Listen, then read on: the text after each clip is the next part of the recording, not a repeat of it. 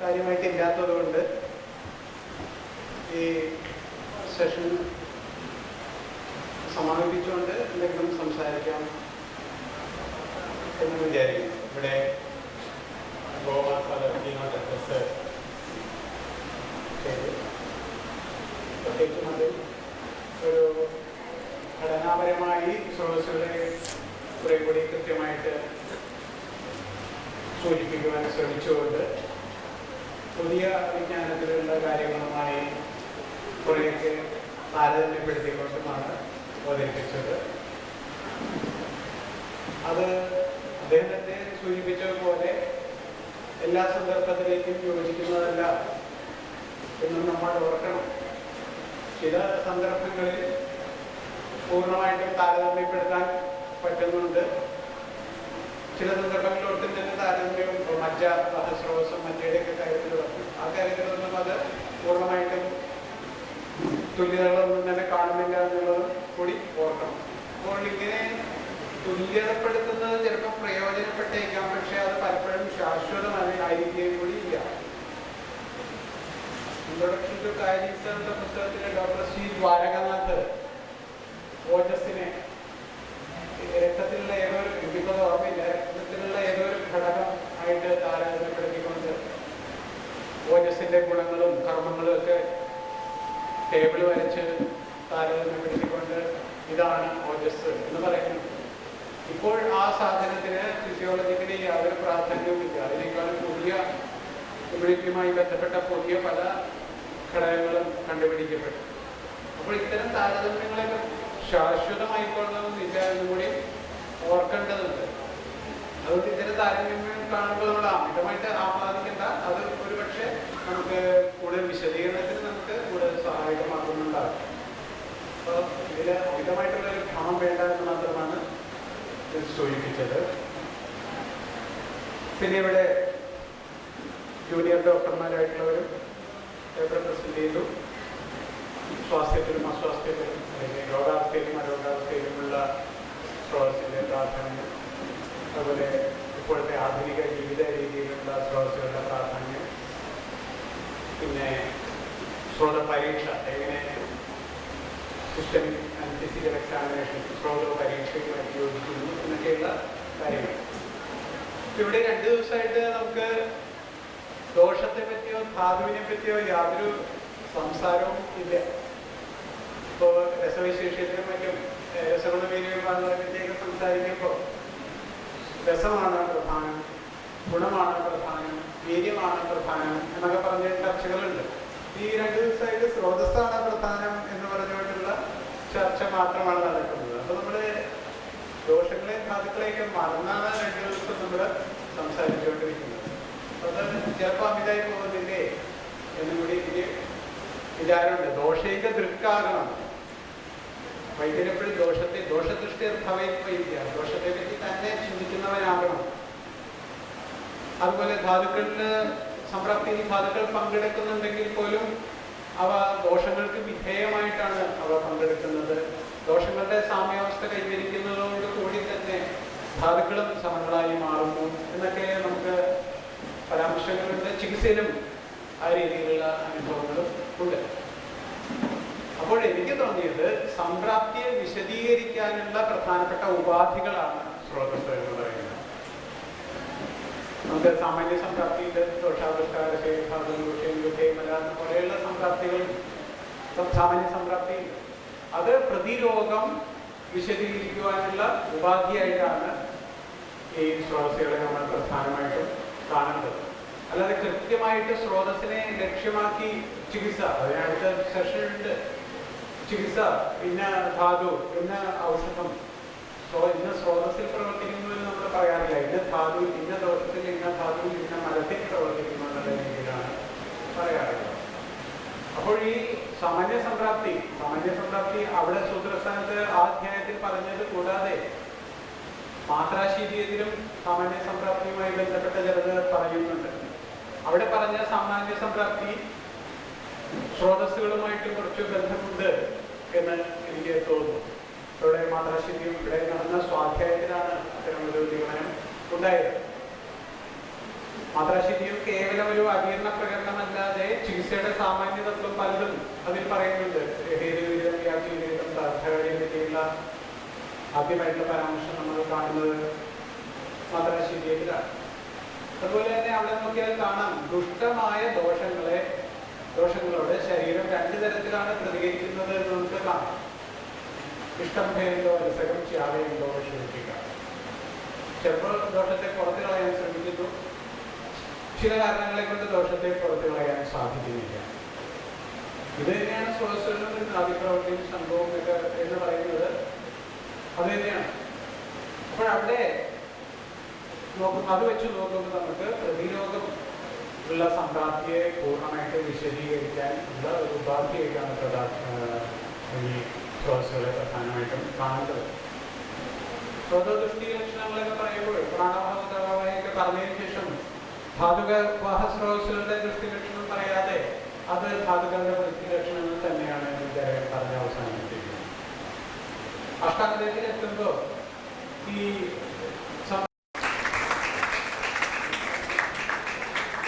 Dr. Anisha Anthony.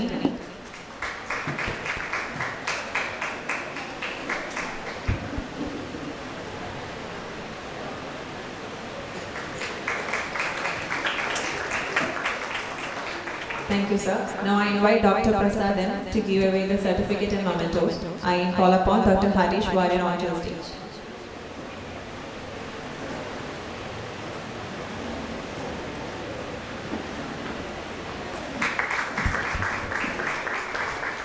Thank you, sir. Now I would like to invite Dr. Shailama, Associate Professor, Chikiৎসা Department. Thank you, ma'am.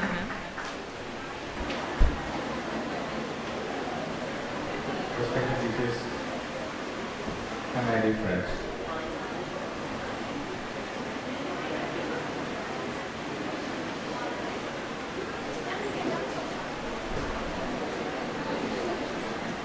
Shraddhavan Lekhadehi Jnanam. So I am inviting your kind attention. This request is to my students, because most of the time people will be talking to each other, they'll be watching something else. So please, Shraddhavan Lekhadehi Jnanam. If you are in need, please concentrate on my views. Okay. So I take this opportunity to congratulate the College Union for organizing such a beautiful endeavor to highlight the basic concepts laid down in Ayurveda and also to motivate the student population. This is actually maybe the first national Ayurveda student scientific conclave. So it's your responsibility to cooperate with the organizers in concluding this session in such a way that it should have a long-term effect in your academics, clinics and research activities. And I think the morning session was very active with heavy rainfall. So I think there was an enormous rain from today morning, early morning onwards. So here I'm inviting your attention to few of the facts, because we just have to recap few things before entering into detail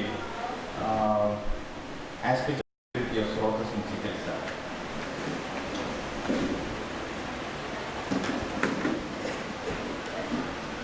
See, these are the main highlights concerned with the practice of Ayurveda: the Arogya, Roga, Samprati and Chikiৎসা. So Srotas is considered as the Jivita Ayurveda. The Jivita Ayurveda is the Srotam Shyam Prayodasya. ജീവിതമാണ് പ്രധാനം എന്ന് പറയുന്നത്. ജീവന്റെ ആധാരമാണ് സ്രോതസ് എന്ന് പറയുന്നത്. സ്രോതസ് ഉണ്ടായാൽ പോലെ അല്ലേ, സ്രോതസ് ഷുഡ് ഹാവ് ദ കണ്ടൻസ്. ദോഷങ്ങൾ എന്ന് പറയുന്ന ഭാവങ്ങൾ ഉണ്ടാവണം, ദൂഷ്യങ്ങൾ എന്ന് പറയുന്ന ഭാവം. These are the entities, the structural and functional entities should be there. അതായത് സ്രോതസ് ഉണ്ടെന്ന് പറഞ്ഞിട്ട് സ്രോതസ് ഉണ്ടാവും. മനുഷ്യരുടെ സ്രോതസ് ഉണ്ട്, but it is not right. of our srotas in the integrity, the function, the structural and functional integrity. അതിൻ്റെ ഇമ്പോർട്ടൻസ് ആണ് which is highlighted using the term ജീവിത ആയതന, ഇരിപ്പിടം എന്നുള്ള അർത്ഥത്തിൽ പറയും. There are so many references, you know that Sravana's Godanshi, I won't go into the details of that. The last 2 points are very important, concerned with the treatment aspect of srotas, or the treatment in relation to srotas. That is more appropriate for the discussion. See, Moolasthana and Gocharasthana are there. So when you consider the specific treatment protocol for a particular disease, for example, Rasa Dushti Janya Vikara, you must have to give attention to the Moolasthana, Hridaya Moolam, Rasa Ramanya. For in Pranavasrotas, Hridaya Moolam, Mahasrotas. So the Hridaya is important, considering when we consider the Pranavasrotas as well as the Rasavasrotas. So likewise, before entering into the treatment or before deciding the treatment protocol, we have to have an interaction or actually discussion about our own, in our own mind, the thought process should go on, what to do and how to proceed with the treatment protocol, whether I have to go ahead with Shodhana or Shana. Actually, Sotoparisha is nothing but the systemic examination in Ayurveda. So what we people are doing nowadays, we just go behind the central nervous system, the autonomic nervous system, the gastrointestinal, neurogenital, so like this. But the important aspect of Pariksha is nothing but the Srotoparisha. And through this you will be able to identify the ups and downs, the vritti, kshaya and sama of dosha as well as the karma. So that is actually the important part. The Srotas is there. Naki vadam siddhatasit naviktam nacha kevalam shleshmanam va vahanti adi sarva mahashida. So that means everywhere you can have sthula srotas and sushma srotas. You have innumerable srotas.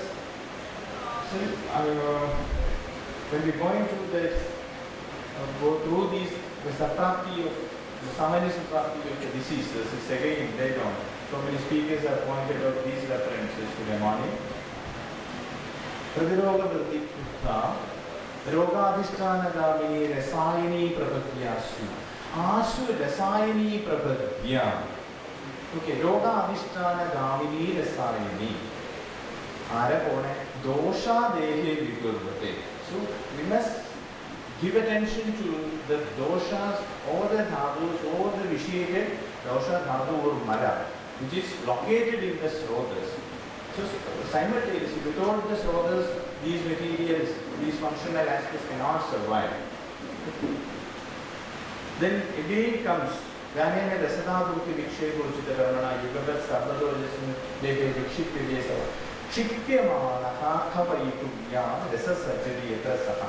So that means the vitiated rasa is dislodged to somewhere else through the channels. So there is a transportation from one portion, either from the Mahasrotas to the periphery, or from the Sthula Srotas to the Sushma Srotas, or from the Koshta to Shakha or Marma Sisanti. Okay. So we'll discuss few cases also. We have about 8 cases for today's discussion, and you can see how the diseases manifest in the other yoga matas and how we are treating based on the principles in the classes. Okay. So how the diseases are manifesting and where the diseases are located. So these are the actually the theme of interest in the treatment aspect of Srotadushti. Rogamarga, Kurvandi Vividan Vyadhi Shantha Koshta Asti Santisha. Because there is no confusion regarding the manifestation of the disease. Simply we can say that and be confused about the manifestation of this particular skin disease. It may be due to a Koshta association. It may be due because malnourishment can cause skin manifestations. Because I am seeing a lot of kids with dry skin. some others which crack the skin. So this is all due to malnourishment. So likewise, Kurvanti Vividan Vyathim Shakha Koshta Asti Sandishu. This is very important to consider in the treatment aspect. See, when you take the Koshta, again dasa is dominating. But again, here we have to concentrate on the reference given by Acharya Sushruta. Sthanani Amashkini Patvana Mutrasya Vigirasya Cha Krid Unduga Uppusasya Koshta Iti. So that definition itself is rich in such a way that it has actually merged everything in relation to the the marmas. Okay, so consider, so this is a part of marma because mamsa asti sirasana is and samadava syat marma. So whatever is there in the body is named in different ways with independent functions, but it may, during the pathology process it may vary from the normalcy to an abnormal trait. So these are all the references you know well. Then comes the Roga Marga. Again the Marga comes. Srotas is nothing but a channel. It's a Marga, it's a pathway. Right. So it's actually the identification of the Roga Marga, the Vyadhi, not only the Roga, because we can diagnose, we have got spectrum of diseases in Nidana. Jvara spectrum, Raktabita spectrum, Gulma spectrum, Vadavari spectrum. So many spectrum of diseases are there, but it helps the identification of the Roga Marga, which will help us to understand the dosha gadi. The gadi, the movement. Shalanam undagudu, and shalanatinutti, the movement, the transportation from one portion to another. So that has to be identified first. Then the identification of Roga Marga will help in identifying the disease process. Because Vyathyavastha Vibhagatno Pasyanarthan Pratikshanam. That's what is required. Not a simple diagnosis is important as far as cyber is concerned. Because the Vyathyavastha is very important rather than any other naming technology. Then we can decide the prognosis, the Sathya Asatya based on the identification. Because Ekadosha Margo Nava Sukha. So before going into the treatment aspects, you must have a look into these aspects because these are all very important in deciding the treatment protocol. So the prognosis itself is important. Sathya Asatya Ekadosha Margo Nava Sukha. Ekadosha Eka Marga. So if it is in association with multiple doshas, if it is affecting multiple, because some of the Visarpas have Koshtasraya as well as Shaktasraya together. So the management is a little bit difficult. Even in the management of Visarpa, we have limitations because Adavaya Visarpirikitam Lendana Duchan, Tektarasego, Vamanam, Virekata, Snekanam, Natu. Okay, but in Kushta, it's just opposite. Snekana is indicated in the beginning. So where is the dosha? Where is the dosha? What is the status? Current status of the dosha? That is, that has to be identified even before deciding the treatment protocol. Then of course, the diagnosis is purely based on the identification of the place of dislodge in the dosha. Whether it is in the Madhyama Yoga Marga, whether it is situated in the Shakha or in the Koshta itself. Because this is very important. One example is got here. For example, if Vata is located in Amasya, which is the Kapasthana, what should be the treatment protocol? It is Yuksha Salata.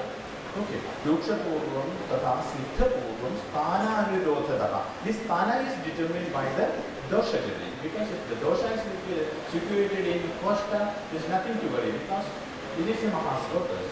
Okay, so incorporating a specific treatment to the Koshtasraya Jani is very simple. But if the kapha is in Pattvasya, what has to be done? Snigdha Sweda followed by Yuksha Sweda. So there are specific strict recommendations based on the scientific framework of Ayurveda. But most of the time, we will straight away prescribe the medicines without much interpretations. See, the dosha tends to move through the Koshta, Shakha and Navamasa. This has to be identified. This is what is called as the identification of the Vyathyavastha. Okay, so the Chaya and Prakopa and ultimately the three there is a prasama is also there. Chayo vriddhi swadharmyeva. How many of you can identify the dosha sanjaya? So this is what is required in the academy. Okay. You must be able to identify the sanjaya avastha. You must be able to identify the kopa avastha. Because the patient will be presenting some of the findings. The patient may come to you in a purarupa avastha. Sometimes in the rupa avastha. Sometimes in the upadrama stage of the previous illness. Maybe or the present illness. Sometimes they may present with an udarata. And some of them will present with rishta. But what we are nowadays doing is simply will take it as the symptoms, okay, of a disease. Right? Okay, so that should not happen because we must have an implicit awareness actually and attention. The more attention should be given to such aspects regarding the Vyakhyavastha. Okay. Again, it is stated that dosha yantihi, because it's a functional system, it's not a structural entity. The human body is a functional system. So at free time, even during sleep, all the systems, all the surfaces, they're all working, continuously working. So you just see, so depending upon the condition, the predominance of dosha can be lost, can initiate in its main seat.